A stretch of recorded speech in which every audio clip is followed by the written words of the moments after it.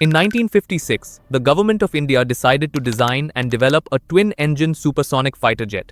The timing seemed daunting. Hindustan Aeronautics Limited had so far built small propeller trainers and license-assembled British de Havilland Vampire jets. The nation was just beginning to assemble its own cars and locomotives. Building a Mach 2 fighter from scratch required expertise India had yet to develop. The Indian Air Force issued its air staff requirement with breathtaking ambition. It envisioned a single aircraft capable of supersonic interception and low-level strike, with additional roles explored as the design matured. At the time, not even the United States or Soviet Union possessed a jet that could perform all these roles without trade-offs. To achieve the impossible, India needed a master designer.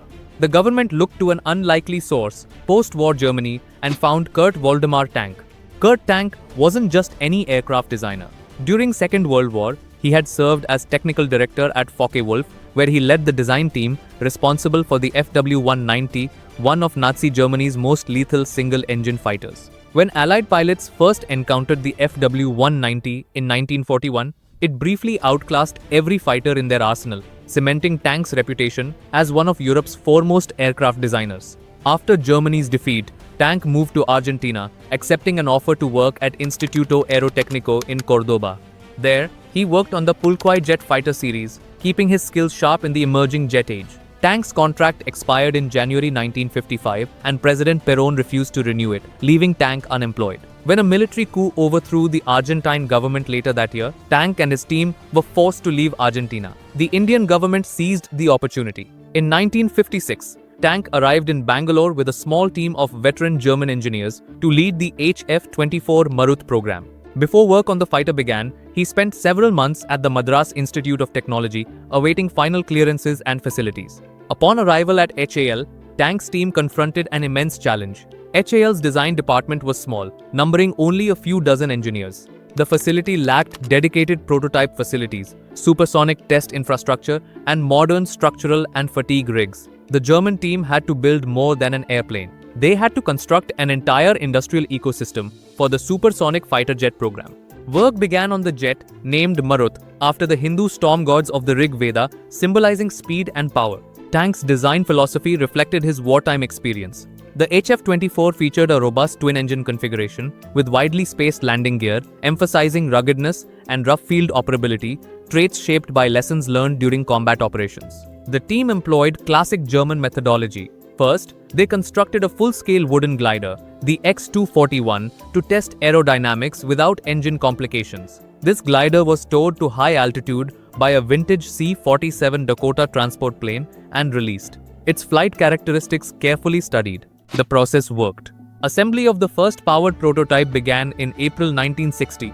On June 17, 1961, the HF-24 Marut made its maiden flight with India's chief test pilot, Wing Commander Suranjan Das, at the controls. With this flight, India demonstrated its ability to design, build, and fly a domestically developed jet fighter airframe capable of supersonic performance. Test pilots praised the Marut's handling characteristics. The aircraft demonstrated exceptional stability at low altitudes and forgiving flight behavior, rare qualities in early jet designs. The airframe was widely admired for its aerodynamic design. Sleek, stable, and wonderfully responsive. But the Marut possessed a critical flaw that would ultimately define its fate. An airframe is useless without a power plant, and the Marut was designed around an engine that never entered service. Tank's design relied on a pair of afterburning Bristol Siddeley Orpheus Bore 12 turbojets, then under development in the UK.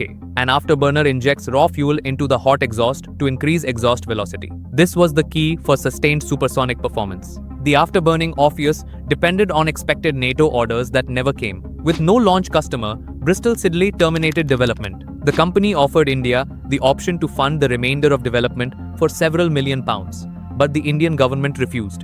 Many analysts have since argued that this decision critically undermined the Marut program and limited India's ability to realize the aircraft's original ambitions. The team was forced to use the only engine that could fit the airframe. The older, non-afterburning Orpheus 703 turbojet, the same power plant used in the tiny Nat fighter. This engine produced roughly half the required thrust. The result was a supersonic-capable airframe burdened with a subsonic engine. The Marut could not achieve sustained supersonic flight, falling far short of its original interceptor ambitions. What followed was a frustrating, multi-year quest for a replacement engine. The Soviet Union's Tumansky RD-9F was evaluated, but integrating it would require costly redesign of the Marut's airframe. At the same time, India faced a growing regional threat. Pakistan had just acquired the Mach 2 capable F-104 starfighter from the United States, and projected performance gains from alternative engines were judged insufficient to close the gap. The most promising option emerged from Egypt. In a remarkable coincidence, Egypt had enlisted German designer Willy Messerschmitt to develop its own jet fighter, the HAL HF-24 Early prototypes relied on the same Orpheus 703 engine, while a new power plant, the Brandner E-300, was being developed under Austrian engineer Ferdinand Brandner. A collaborative arrangement was explored under which India would help support E-300 development for possible use in the Marut. In 1966, a Marut airframe was flown to Helwan, Egypt, accompanied by an HAL technical team. The engine was installed, and ground and limited flight testing were carried out. For a brief moment, a solution appeared within reach. But geopolitics intervened again. In June 1967, the Six-Day War erupted between Israel and its Arab neighbors. The Egyptian Air Force was decimated on the ground, and the HA-300 project was eventually cancelled. The Indian team was withdrawn, leaving the Marut test aircraft behind. The last credible hope for a suitable engine had vanished. Pressure was mounting to deliver aircraft to the Indian Air Force. With no suitable engine in sight, HAL pressed ahead with production using the only viable option available, the non-afterburning Orpheus 703, producing about 4,850 pounds of thrust per engine. This transformed the Marut from a potential world-class fighter into a subsonic attack aircraft. While the Marut could briefly exceed the speed of sound in a shallow dive, it could not sustain supersonic flight in level conditions. Within the Indian Air Force, disappointment was evident. The service had originally envisioned a high-performance interceptor capable of countering Pakistan's F-104 starfighters. Instead, they received an aircraft that offered no clear advantage over the Hawker Hunter already in service. HAL manufactured 147 aircraft total, including 18 two-seat trainers. This modest production run equipped just 3 Indian Air Force squadrons: number 10 Flying Daggers, number 31 Lions, and number 220 Desert Tigers. The Marut's armament reflected its new ground attack role: 430mm Aden cannons and multiple wing pylons capable of delivering bombs or rockets. Pilots discovered the aircraft's limitations immediately. Climb rate was modest, range restricted, and acceleration sluggish. Against contemporary supersonic fighters, the Marut was at a clear disadvantage in air combat. December 3, 1971 changed everything. Pakistan launched a preemptive strike against India, hoping to capture territory in the west while defending East Pakistan. One Pakistani thrust aimed at the isolated border post of Longewala in Rajasthan's Thar Desert. The Pakistani force was overwhelming.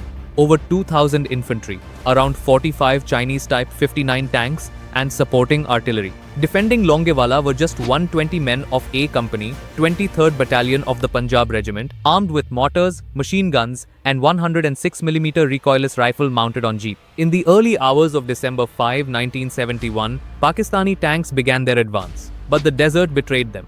Heavy armor bogged down in thick sand dunes surrounding the rocky outpost. The defenders held on through the night against impossible odds, with their recoilless rifle picking off tanks that struggled in the soft sand. At first light on December 5, salvation arrived from the skies. Hawker Hunter jets struck first, followed shortly by HF-24 Marut sorties flying low over the battlefield. The Pakistani tanks, trapped in the sand and unable to maneuver, became sitting targets. While popular history often spotlights the Hawker Hunters, the HF-24 Marut also played an important role in the destruction that followed. Shortly after the initial strikes, Marut sorties joined the daylight assault, attacking immobilized armor and support vehicles at low altitude. What followed was later described by pilots as a turkey shoot. In this environment, the Marut's shortcomings mattered less, while its strengths stood out. Armed with the same devastating 430mm Aden cannons as the Hunter and pods of T-10 rockets, the Marut proved to be an effective tank buster as well. Marut squadrons also flew, demanding low-level interdiction and battlefield attack missions, striking supply routes, transport columns, artillery positions, and forward bases behind the front. In doing so, they helped disrupt the flow of reinforcements and logistics that sustained Pakistani ground operations. Pilots found that the aircraft's heavy, stable airframe provided a rock-steady aiming platform for ground attacks, far more forgiving than lighter jets when diving toward the desert floor. The aircraft's twin-engine configuration and rugged construction, a hallmark of Kurt Tank's designs, meant it could withstand significant battle damage and still return home. Throughout the 13-day 1971 war, Maruts flew hundreds of combat sorties with remarkable success. Several Maruts returned home on one engine after sustaining combat damage. The Marut even scored an air-to-air kill. On December 7th, squadron leader K.K. Bakshi, flying a Marut, was credited with the successful shoot-down of a Pakistani F-86. This victory represented the aircraft's only aerial combat success, but symbolized its fighting spirit. 4 Maruts were lost during the war, most to ground fire, with one destroyed on the ground at Uttarlai airfield by a strafing Pakistani F-104. Considering the intensive operations, these losses were remarkably light. Pilots praised the aircraft's forgiving flight characteristics. As one famously remarked, the Marut was a sweet lady, not a bitch. The Marut's combat performance at Longewala and throughout the war proved that effective application could outweigh pure technical superiority. Post-war proposals to upgrade the Marut with more powerful engines went nowhere. The Indian Air Force remained unconvinced that further investment would yield sufficient performance gains. By the mid-1970s, imported Soviet fighter bombers like the Su-7, MiG-23, and MiG-27 offered superior performance at lower cost. Why invest in upgrading an obsolescent design when proven alternatives were available? This rational calculation doomed any chance of Marut evolution. Many have since argued that the decision to abandon the Marut rather than nurture its development was a profound strategic error.